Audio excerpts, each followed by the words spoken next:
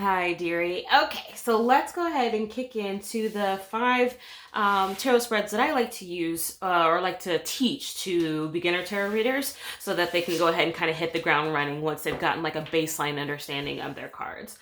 So I feel like every book, every practitioner, well, maybe not so absolute as every, but very, very many, very many tarot practitioners, very many tarot readers will always go to absolutes. We'll talk to you a lot about doing a daily card. So a daily card is a super simple one card energy of the day kind of reading. It can be like energy of the day. It can be what do I need to know? What does this day look like for me? It can be any question that you want, but the goal is to have your question in mind or have your thought in mind and then pull one card to gain that insight from. I like to do that for every new set of cards that I get that I actually want to like learn and get familiar and intimate with. Like this, for instance, is the Brady Tarot Second Edition, and it's a luxury set that I love to connect with to make my practice feel a little special. So every day I will come to these cards. I will either shuffle them hand over hand. These in particular are too thick to rifle shuffle, so I will either shuffle them that way, or I will just kind of thumb through them, thinking about my question and where it feels good to stop. I pull and either pull the card from, like, this is totally what you want to do. I like to do that and then pull the card that I land from the bottom of that pile. That's how I like to do it. Now, others, all I say is aim for consistency. Other people will do that number and then aim for the card on the top of the pile in their right hand. It feels fun to me to do it with with the card from the pile of my left hand. So let me speak to that a little bit more clearly. So when you are just thumbing through the deck so that you can just choose one card without going through the whole shuffling process, I use my left hand, my left thumb, to kind of feather the cards. And then I stop. I wedge my finger in between to separate the cards. The cards in my right hand go off to the side, and I take the card that my thumb is touching. I take the card that my thumb is touching, which is at the bottom of the deck of my left hand. And so like here, I have the Six of Feathers. And so this I will use as the opportunity to get to know this particular card a little bit more intimately. I will maybe journal about this card. I'll maybe just write it down, jot it in my planner, keep it with me. If I'm learning a new system or learning a new set, I will go to that set's book to get the information on the Six of Feathers. Oh, that was very close. I landed on the Seven of Feathers. Kind of proud of that. And often the book will have a nuance to the meaning that I may not have gained just looking at it directly. The whole idea, though, is just giving yourself the opportunity to, one, develop a daily practice for the learning of the cards, because that to me is really important, or for me is really important, and then also get to know the artist's work. Not just, oh, that's a pretty picture of a bird and a snake. Like, there's more to this work, there's more to this art than just what's immediately on the surface. So taking the opportunity to read the guidebook in tandem of doing the daily draws, to me, just kind of makes the process so much more enriching and less stagnant. So it's just definitely something I recommend if you're going to do a daily one card drawing. The other spread that I love to use is a 3-card reading. Now, 3-card readings are great for just quick answers, quick insight, quick information. And often you will use you can use a 3-card reading after you've gotten to a point where you are comfortable with the basic understanding. You don't have to have all the cards memorized. No one's asking for that. But what we are asking for is, like, if you flip over a Queen of Cups, you at least kind of understand that her feeling is what, and you have that understanding, and then you can always look up the cards from there, because again, it takes a while before you even have it memorized. And I've been doing this for so long, and I still have to look up the book sometimes. So now, when it comes to a 3-card reading, I often just use it as the 3 cards of just information. I don't really assign a card space to them, because that can kind of pigeonhole the read at first for me. And then as I progress forward, sometimes I'll then, like, this is the before, middle, and after. This is what's behind me, what's in front of me, what's, going to happen. Then you can assign card spaces. But at first, I just like to have 3 cards and then begin the process of starting to kind of tie the cards together to not so much be like, 10 of Wands means this, Star means that, and Empress means this. So what does that mean all together? Like a little bit of this with a little bit of that equals probably something that's going on in here, essentially. So that's why I feel like it's a really useful beginning spread to get to know your cards and also start to listen to your intuition, start to listen to the little nudges, the little feelings, the things that show up for you when you use your cards, especially when you use your cards with other people. So I think that is a really useful spread, any 3-card spread, but particularly kind of like an open-ended, non-card space assigned 3-card reading.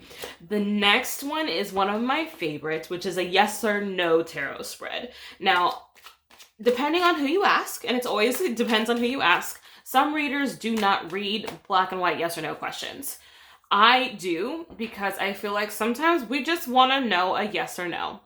And sometimes we need to look at the context of the yes or no. So I get both ends of, I don't do that. I also understand sometimes it's all you want.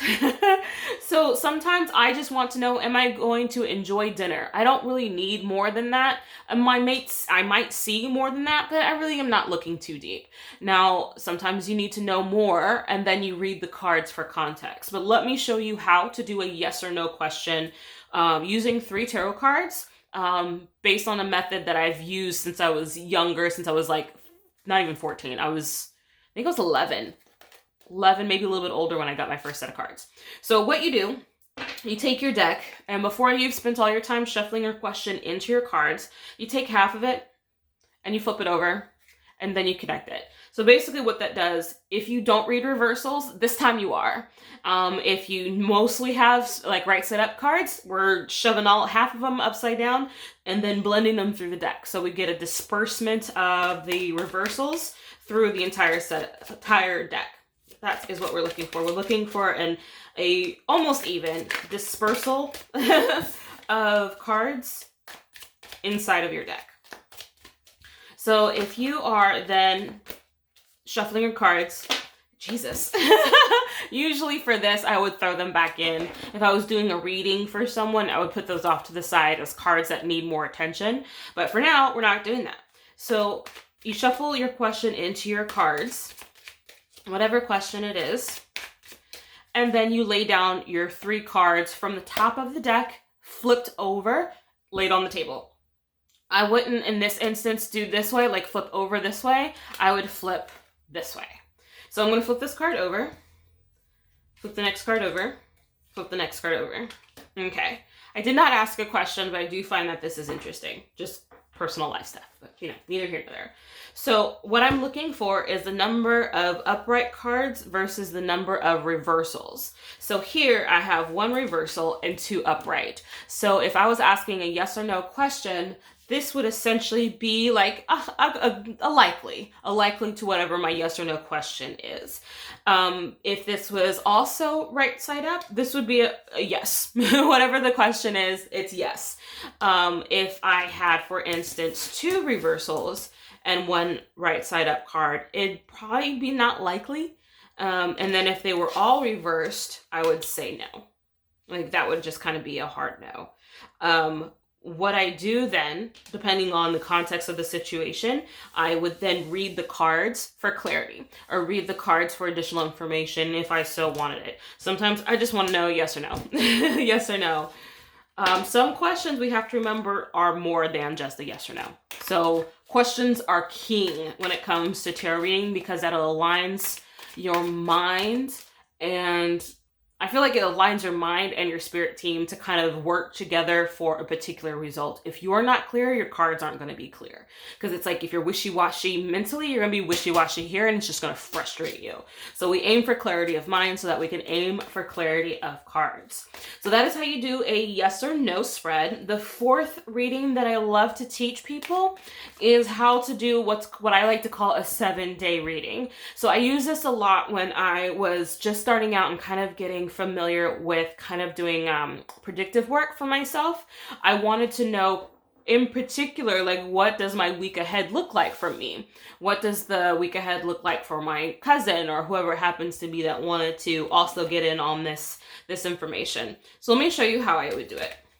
So I have my week, and I'm not really thinking about anything in particular. I'm just thinking about what does the week have in store for me.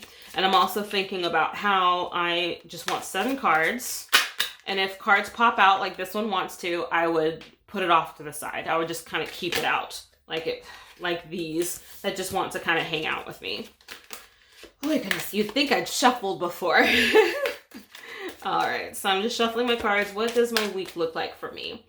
And I do 7 days from this date. So if you have like a Sunday where you have some free time and you can do this for yourself, that's really good to do Sunday to Sunday. What does that week look for you? If you do this on a Wednesday, think Wednesday to Wednesday. And so those cards are going to be used later in the read. And I'll show you how in just a moment. So I have my cards shuffled. I'm feeling pretty confident here. And so now I'm just going to go from not today, but tomorrow. So if, for instance, for me right now, it is Saturday, I'm going Sunday, Monday, Tuesday, Wednesday, and so forth. So Sunday, Monday, Tuesday, Wednesday, Thursday, Friday, Saturday. Okay, scooch over, bring these back in a moment. And I just do them in a line because to me, it just feels like that is what the week is likely to look like for me. If I'm curious about more, I have the shadow card that I can pull into the reading just to kind of get more of a feeling of what everything looks like. If you find that this many cards is overwhelming, just turn them over. Just turn them over. No one said you had to look at them all at once. Just start with your first one, right? And we can go into these as we go. Look at your interpretations or look at your understanding, look at your feelings about this particular card and log that in your journal for Saturday. In my instance, Sunday. Sunday looks like this. What feelings do you get off of that? What do you know about the Queen of Wands? If you don't know right offhand, go ahead and look it up in the book. That will give you a little information about the feeling of how that day is going to go for you. Go ahead and flip that back over and then go to the next day. So the next day is the moon. How does the moon feel for you for that day? What's going on in that day that you need to know? Now, often, you'll get a card that you're like, what the hell does that mean? And you don't know what else to do. I often, without shuffling the cards, pull another card.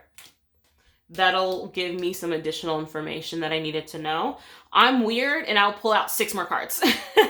I will pull out 6 more cards for every card that I want clarity on, just because I like that additional information and that additional insight. So for this particular card, the moon, looks like on Monday, there might be some issues with decisions or weighing of options between things. So now I know. And then if I get curious, well, what options am I going to weigh? Well, pull card here and pull card here. And that should give you an idea as to what you're weighing against or what you're weighing or what you're trying to decide. The point is that this gives you the template, right? Your additional cards gives you the information.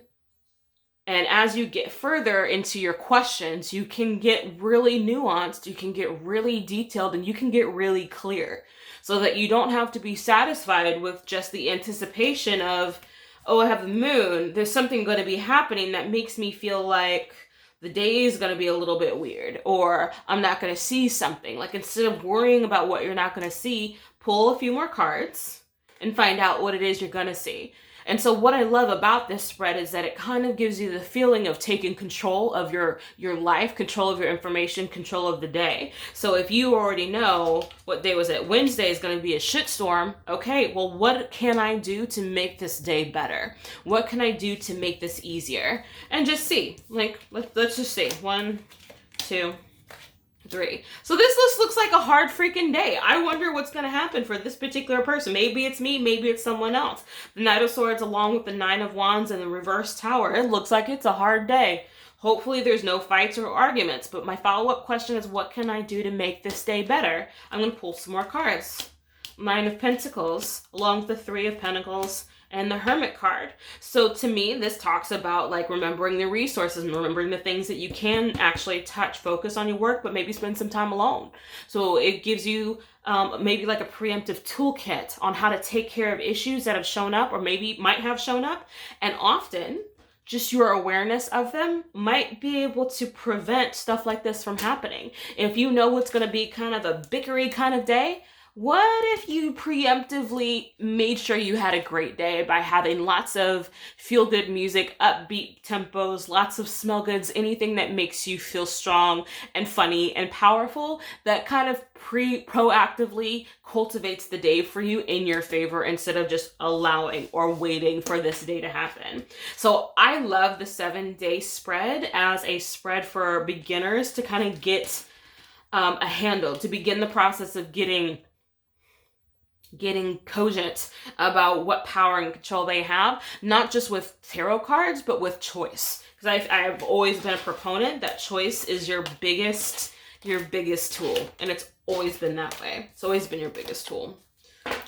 And when you've done the read, I often then go back and look at the cards that kind of hopped out of the deck to see if there's any additional insight that this can provide. And depending on the spread, depending on the time that you spent, this will make perfect sense or it won't. And if it doesn't, that's fine. No one's judging you. Alrighty, so the fifth spread that I like to teach people, I've actually used in my daily Celtic Cross tarot journal that I designed. It's a nice, and I've been working in it myself because I'm a little obsessive, but what I like about this cross is that it's easy, it is simple, it is straightforward, it's not complicated. That's what I love about this. And so for this one in particular, I'm going to move it up here, up front, and I'm just going to teach you the cross portion, not so much the staff. If you don't know, the Celtic Cross is made out of a wheel and a staff, and I call this the cross. When it's in isolation, it's a cross. When it's together, it's a wheel and a staff. So yeah, I know it's odd. But anywho, let me show you how I have designed this cross, and you'll see that it's similar to a lot of other Celtic cross spreads that you've seen, but it's also a little bit different. So for me, because I'm a recovering Catholic, I designed it kind of in like the sign of the cross that we make on top of ourselves. And I didn't even notice that until I think today when I was looking at making this video and figuring out how I was going to explain this spread. I was realizing, oh, I did that and that, and then dun, dun, dun, dun, dun, dun. That's just what felt natural in the design of this spread, so I went with it, and I actually like it for that reason. So when you're doing this spread, you have your question in mind. You're thinking about your question, and you're looking to gain potential information. So card space number 1 will be like you or the situation right now. The card that's going to cross it is what's the obstacle, what is crossing you, what is in the way, what is making this more difficult than it needs to be. The card above you is the influences, anything that's influencing the issue. The 4 that's below your portion right here, the 4 is the roots of the problem. So this gives us more information about why. Why is this thing happening the way it is anyway? And then 5 is off to the left side of the center. And this is what's been going on in the past that's kind of aiding to the influence. And then 6, which is on the other side of the cross, is showing you what the potential future for this situation is. So it gives you a lot of really nice information, good information, at a kind of easy to digest way. So I'm going to pretend shuffle. I'm not going to ask a question because I don't have anything in mind right offhand, but I'm just going to show you the cards. So I've shuffled. This is how I would do it. And then I would, if I'm recording the reading, like if I'm pretending or if I'm going to be giving this to someone, I would deal it down. If I'm doing it for myself, I would go ahead and deal it up. So I have the card upright. I have the card crossing it. I find that funny that that was just a moment ago. I have the card above it. And oops, I'm a little bit tight over here. So let's see if I can get some space. Maybe. Card here. 5. And 6. You would think I shuffled. Okay. And if you want to incorporate the shadow card into this reading, you flip the deck over, it's off to the side. This gives you a really nice explanation on a topic or an ideal or something, whatever's going on for you. And this is a really simple reading that kind of just gets you going. You know, if you're really excited to read for other people, this is a really good, easy spread that is easy to remember, easy to memorize. Even maybe have like a post-it note that just has like the quick notes as to like, this is you, this is the obstacle, this is this, this is this, this is this, this is this in these positions, so that you can reference that or have the workbook, whatever you need, so that the person you're reading for or the person that you're going to be talking to can also kind of follow along with what you're going on. So it's like for this imaginary person in no land, there we go. They are the Tower reverse. So I would say that whatever their situation is, they feel hopeless at the moment because all hell is broken loose. Maybe they're in a little bit of denial about it with it being reversed, but definitely hell is broken loose and they're struggling to kind of feel sane, to feel safe during this time. The 9 of Pentacles crossing it, the obstacle I would feel would be like actual money or resources. Maybe this person is having issues with the monetary aspect of what's going on here. So the influence for the situation would be work. To me, this feels like a work situation. I wonder if this person might have lost their job, you know, thinking abstractly.